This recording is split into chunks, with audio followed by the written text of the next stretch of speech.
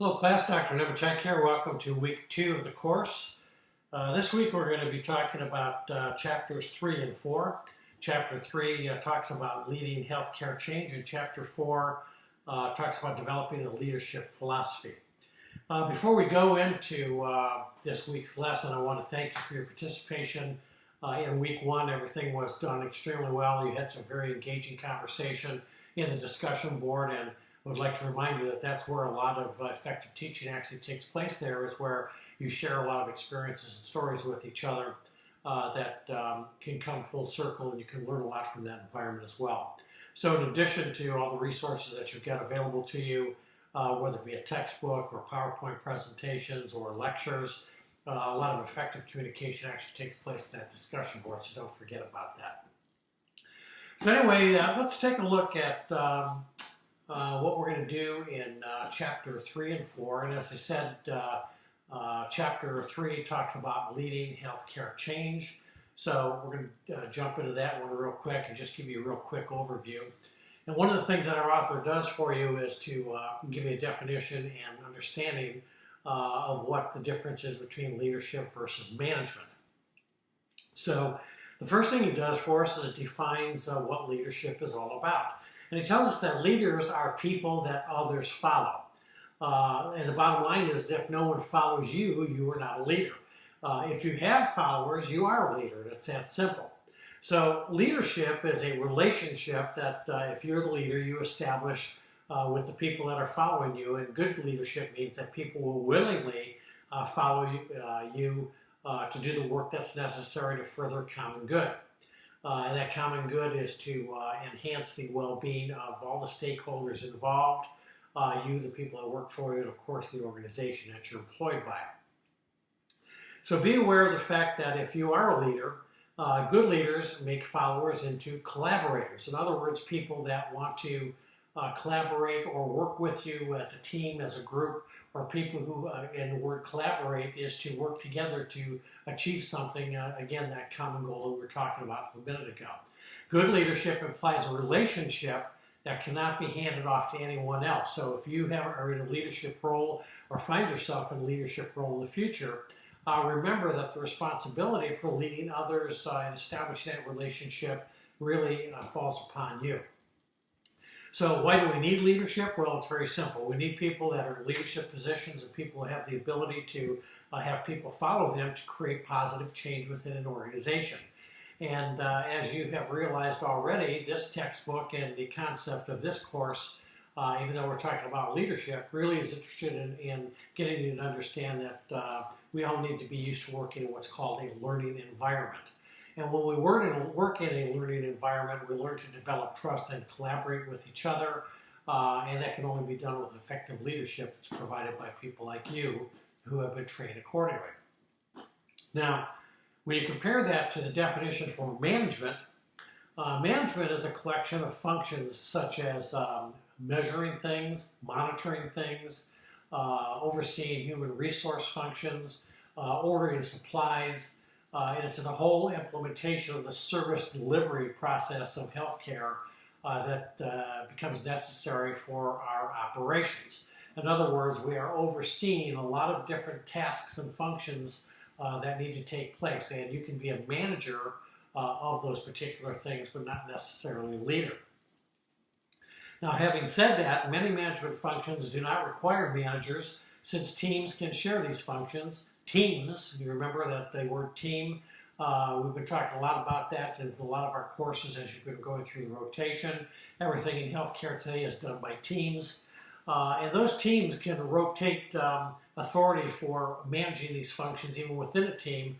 And even some of these things can be automated so people don't even have to oversee them anymore.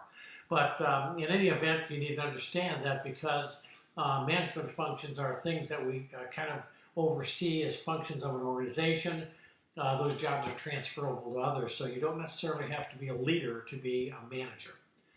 But you should be aware that leadership and management are necessary for the success of an organization. Managers should be leaders, that's understood. And in fact, most can be developed into leadership roles. They can be trained to become leaders.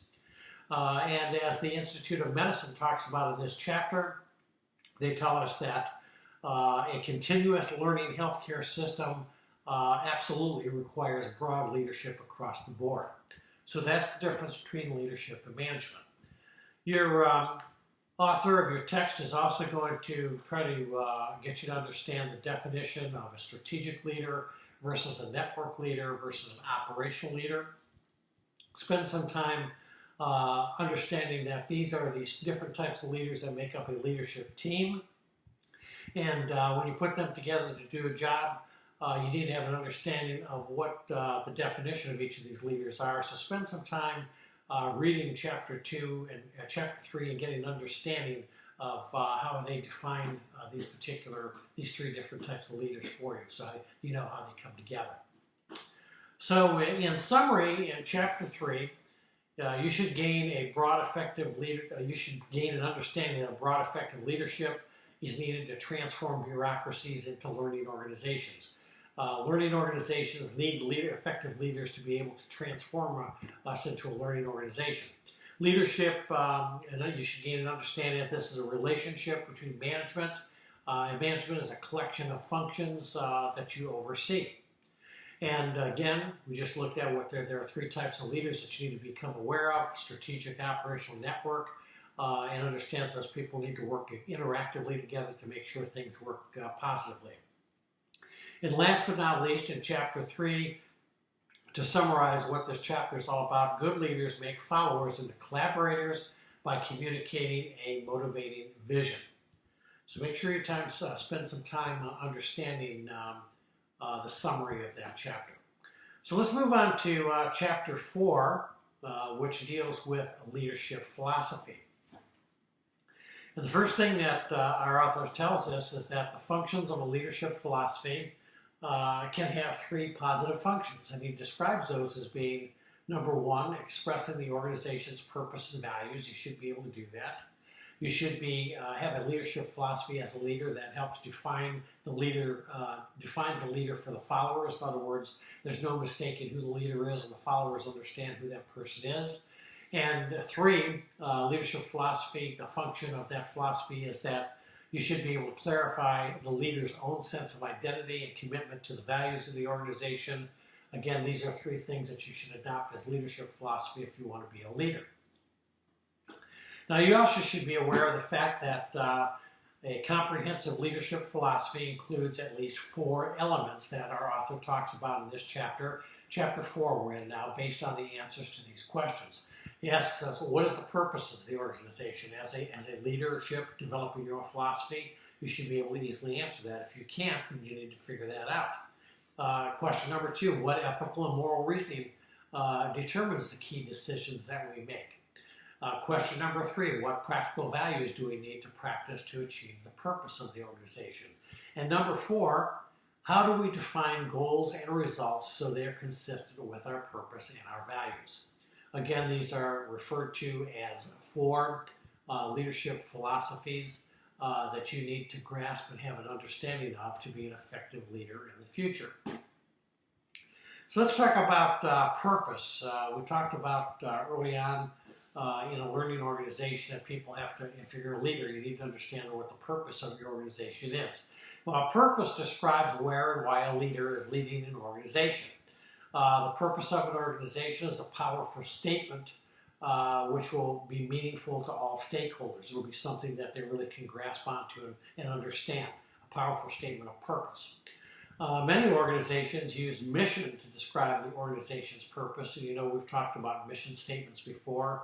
All organizations have a mission statement, so you can look at that, and that should be descriptive of the organization's purpose as well, or close to it. One of the things that you should be aware of is that we find that purpose rather than mission implies a sustainable enterprise that connects more explicitly with clients and customers. In other words, the people that we work with will have a better understanding of what purpose is as opposed to mission. Mission is more of an internal thing that leadership and management and the people that work for you, stakeholders, are easier to grasp. So when you're talking to people outside your organization, your clients, your customers, anytime you have an opportunity to discuss with them what your organization does, you need to couch that discussion, what the purpose of the organization is rather than mission. Be aware that as a leader, there also are levels of moral reasoning that you need to take into account. The lowest level of reasoning defines good or as avoiding punishment or gaining rewards. This can imply following ethical rules based only on enforceability. When an authority is watching or might subsequently learn about about an infraction, you as a leader need to say in your own mind, in your level of moral reasoning, is this something that's right, wrong, indifferent? Is this something that I need to take to higher authority? Is this something I can handle on my own? In other words, you're looking at something that happens with an organization that you know is not right from a moral standpoint of view, so you've got to be able to recognize it. We also need to understand that these things happen at very low levels sometimes where you can handle them one-on-one with people and they don't have to go to any higher authority to deal with them. But as a leader also, you need to be able to identify that there also may be a next level, which is defined as good in terms of what you consider good for your family or your organization, as well as for yourself, without concern for the effect of your actions or others.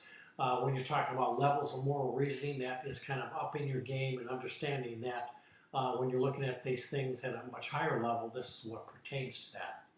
I'm kind of scooting right through this and kind of glossing over this. Pay a little more attention to it in Chapter 4 as you read through the chapter in this section.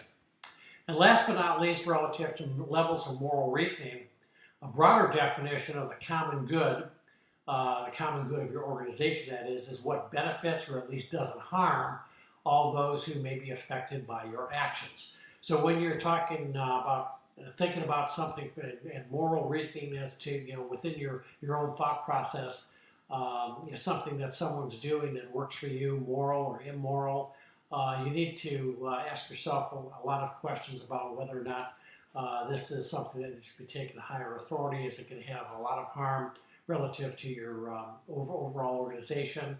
This might include other employees, it might include customers, owners of the company, communities, unborn generations, natural environments. There are a lot of things that are involved in the level of moral reasoning. Again, spend a little bit of time studying about this in Chapter 4 to get a good understanding of that.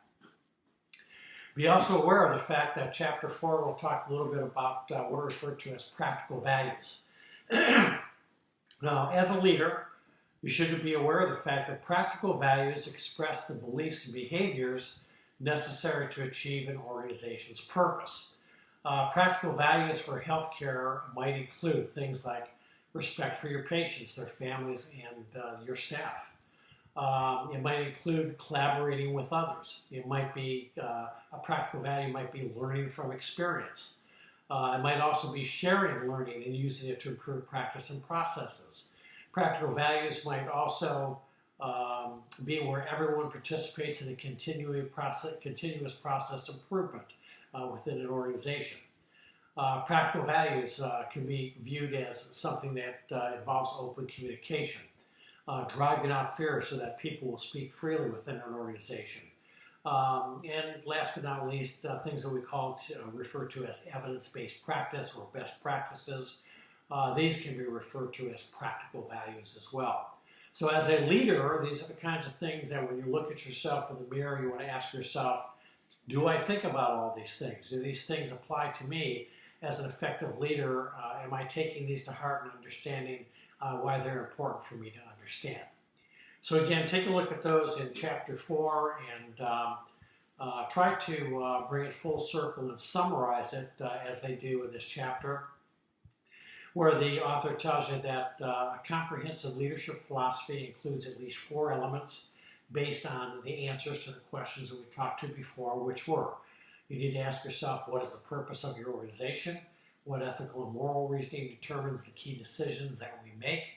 What practical values do we need to practice to achieve our purpose? And how do we define goals and results so that they are consistent with our purpose and values?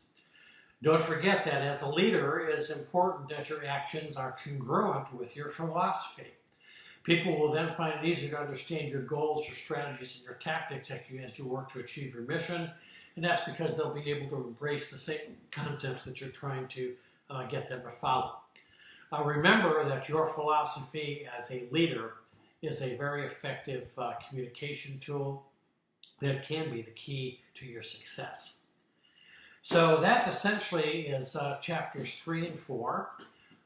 Again, don't forget that you have, in addition to reviewing the PowerPoint slides, the full slides for these chapters, I want you also to participate in discussion board 2, complete your second assignment for the week, and complete your week 2 quiz. And I'm very happy with the participation I'm seeing again in week 1. I think you guys are off to a really good start and going to have a good 7.5 weeks in this course. So don't forget how you can get a hold of me and let me know whether or not you've got any questions or comments or concerns.